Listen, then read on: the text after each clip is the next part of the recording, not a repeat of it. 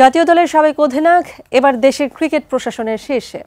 শুক্রবার বাংলাদেশ ক্রিকেট বোর্ডের ১৬তম সভাপতি হিসেবে দায়িত্ব নিয়েছেন আমিনুল ইসলাম বুলবুল।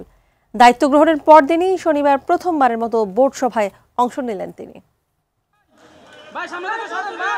আমিনুল ইসলাম বুলবুল খেলোয়াড়ি জীবন শেষে কাজ করেছেন আইসিসি ও এশিয়ান ক্রিকেট কাউন্সিলের সঙ্গে। এবার নিজ দেশের বোর্ডের দায়িত্বে, অল্প সময় আর হাতে অনেক কাজ, তাই দায়িত্ব নেওয়ার ২৪ ঘন্টার মধ্যেই বোর্ড সভায় যোগ দিয়ে ক্রিকেট প্রশাসক হিসেবে শুরু করলেন আনুষ্ঠানিক যাত্রা। প্রথম সভাতেই গুরুত্বপূর্ণ কিছু সিদ্ধান্ত নিয়েছে আমিনুল ইসলামের বোর্ড। আলোচনায় ছিল বিপিএল, আসন্ন ঘরোয়া ক্রিকেট মৌসুম ও ক্রিকেটকে রাজধানী কেন্দ্রিকতা থেকে মুক্ত করে সারা দেশে ছড়িয়ে দেওয়ার দীর্ঘমেয়াদী পরিকল্পনা।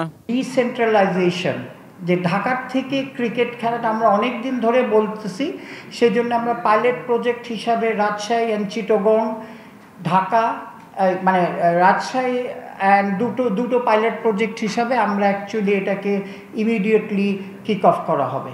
রাজশাহী নর্থ বেঙ্গলে একটা হবে ক্রিকেট বোর্ডের, ওইখানে অফিস বানিয়ে বানায় ডিসেন্ট্রালাইজেশন করে দেবে, যেটা আমাদের অনেক দিনের তো এতদিন পরে মনে হয় স্বপ্ন সত্যি হবে।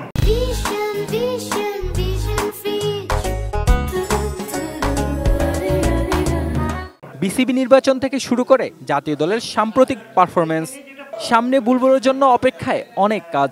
বিসিবি পরিচালক ইফতিকার রহমান মিঠুর মতে, ভঙ্গুর অবস্থা থেকে ক্রিকেটকে কিভাবে এগিয়ে নিতে হয় সে মন্ত্র ভালোই জানা আছে আইসিসির এশীয় অঞ্চলের সাবেক ডেভেলপমেন্ট ম্যানেজারের। আমরাও জানি, সবাই জানি আমাদের কোথায় আমরা খারাপ করতেছি, ব্যাটিং কন্টিনিউয়াসলি করছে, এটা নিয়ে আবার বসবে। সুবিধাটা হচ্ছে আমাদের one of the finest cricketer, এখন বাংলাদেশের ওয়ান অফ ফাইনেস্ট ক্রিকেটার হচ্ছে আমিনুল ইসলাম বুলবুল। তারপরেও চিন্তাধারা, তার হাত ধরে আফগানিস্তান এসেছে, নেপাল এসেছে, কথাটা বলছেন।